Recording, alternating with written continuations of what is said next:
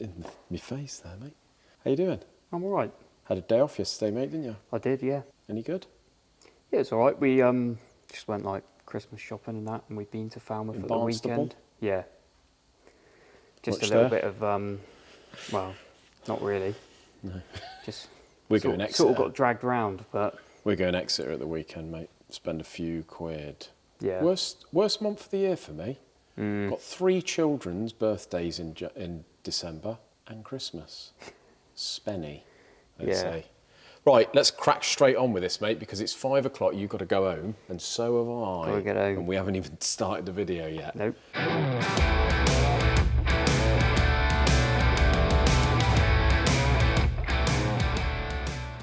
Peugeot TU3 race engine. All day yesterday on this one. This is a proper little race motor. This is the one that I had the cylinder head on the milling machine, machining the combustion chambers to make clearance for the piston. So we explained that, didn't we? We did. So we don't need to go too into that. So basically the standard one has got a flat top piston. This one has got the dome top with the valve cutouts and the little cutout there for the plug. Yeah.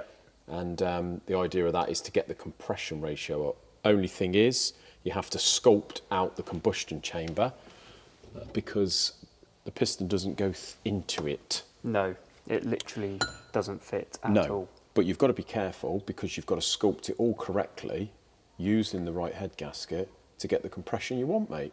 Yep. So the customer wants to go for 12-1. We could run up to 12.5. So what I've done, worked it all out yesterday with the combustion chamber as we've got it, running a medium thickness head gasket. Yep. The reason for that is if we wanted to go up the compression, we could put a thinner gasket.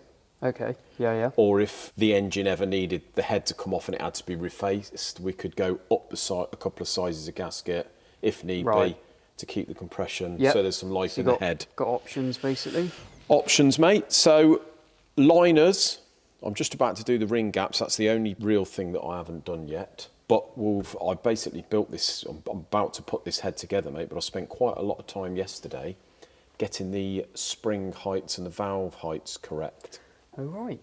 So it might be an opportunity to explain how we do that using the old valve compressor there, which checks the height and the pressures of the springs, which is a very neat bit of kit, isn't it? It is, yeah.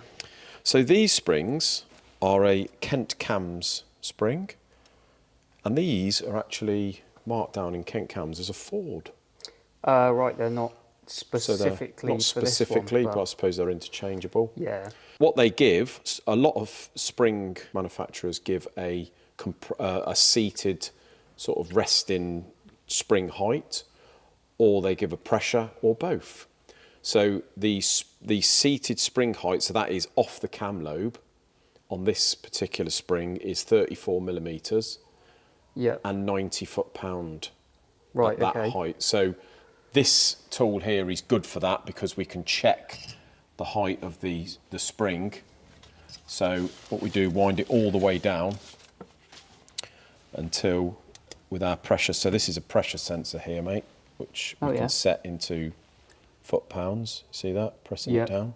So what I do is we just wind it down until it puts some pressure on, take it back to 0, and then we know that the pads have just touched. Okay, then we 0.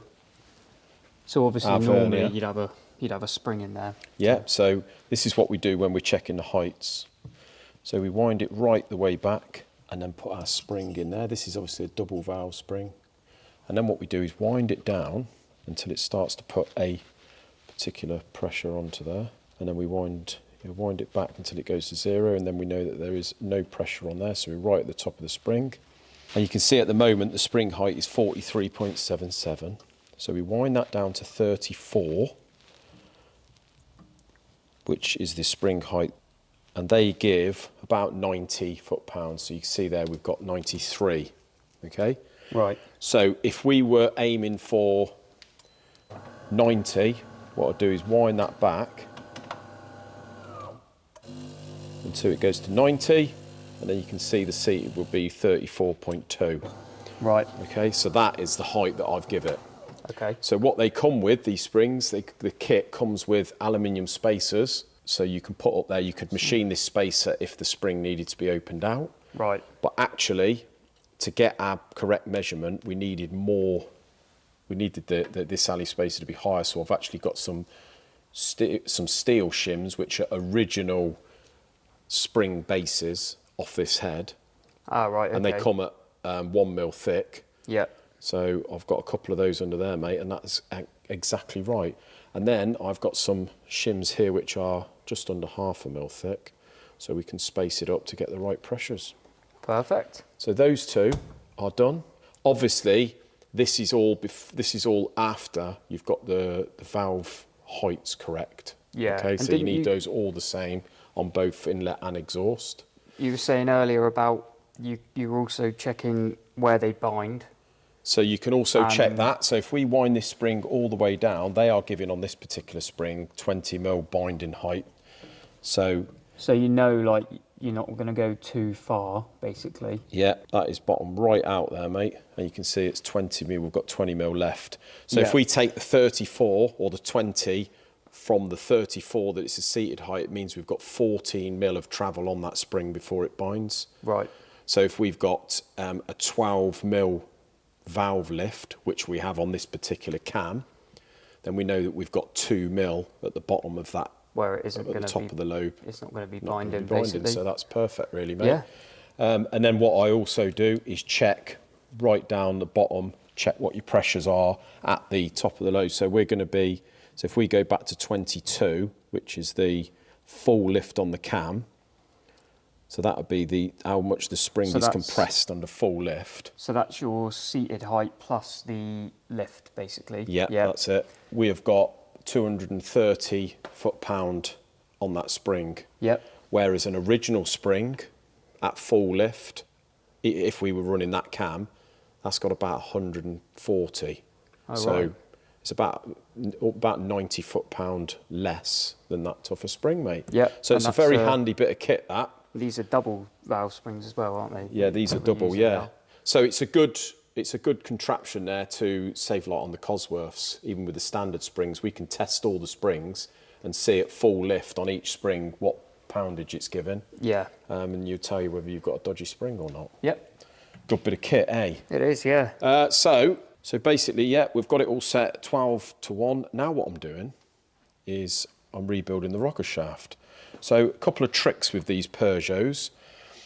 First of all, they come with these little adjustable feet to get your clearances correct.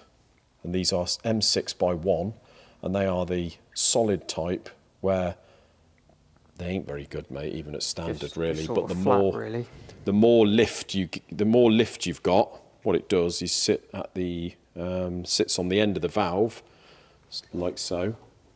Whether I can give an example here. And because it's a rocker, the thing is rocking when it's going up and down. So the more lift you've got on a cam, the more it's going to be doing this. So what if it's pushing on the valve top at an angle like that, you're going to get excessive wear on either on the valve stem or this adjuster. So it's not ideal. So one of the modifications they do on this particular engine is they go from this type to this type. And this is what they call an elephant foot. All right. So you can see it jiggles about, mate.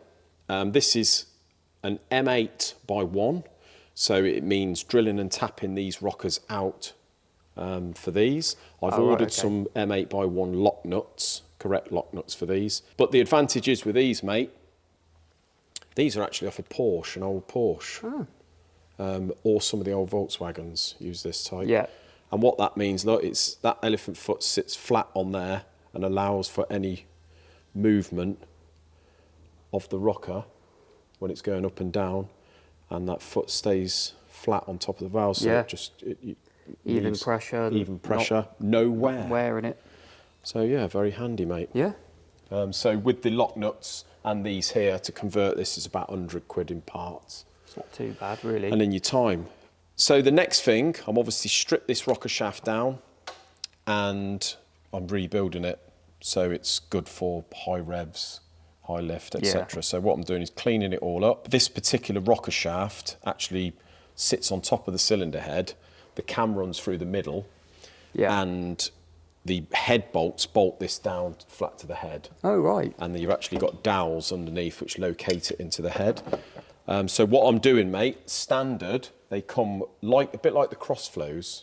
They come with a spring and a platform there. And what that does is just push these rockers over to one side. Yeah, and I suppose it allows for a little bit of movement side to side, and it just means that you can sort of, I suppose it's easy manufacturing really. It just means you can move these apart and sit them where they need to locate on the head. Yeah. But because this is a performance engine, to stop these rockers wandering under high revs and pushing against the spring, sitting there evenly where we place them, I'm making aluminium spacers. Right. To do away with the spring, so we know that when this sits on the head, look, we'll locate that into the head where it's meant to go. You want a little tiny bit of play side to side, but enough so it's free so you've moving. not got them like horribly tight in there. It's just enough so they've got a little bit. Yeah, you can have a little bit of play so they can have a bit of movement, but you can see now, see that elephant foot, how it's sitting on top of that valve, look. Yeah. And when we adjust that in or out, look, that elephant foot is going to stay there. So in theory, when it rocks, that will just stay wherever the valve top is. Good little mod, isn't it, mate? Definitely. So it takes quite a bit of time to do an engine like this. Yeah, this is the thing with these little things. With a proper, full-blown race engine. Yeah. Especially on something a little bit obscure like one of these older Peugeots, it's like you do have to start getting a bit creative, using things, it's not necessarily going online and searching Peugeot TU racing parts or whatever. No. It's just, you got to make stuff and make it work. That's exactly right, yeah. So this is a 1400, this is obviously for a racing class, and this, you're allowed to use a 1400 engine, unmodified 16 valve head or a modified 8 valve head. That's why the customer has gone back to an 8 valve. So we can modify this 1400 head. So we've got obviously it's been ported, bigger valves, stainless valves, and obviously all this mod into the rocker and the camshaft. So I've measured up the camshaft. The only one with a 7.03 mil cam lift is this one here, which is a PT41. Right. So what that gives us here is a 12.03 inlet and exhaust valve lift, and we've got to time it up at 108 degrees on the vernier pulley, mate. So gives us all the information here. So that's what it takes, some of what it takes to build a race engine, mate, a fully blown high revving race engine. And we're going to leave it there, get out of here, and we'll do the next video for Thursday, I would have thought, mate, on this particular motor. Yeah. Might even see, we'll show you a bit about the bottom end, the liners. Yeah. But until then, have a great evening. Cheers, guys.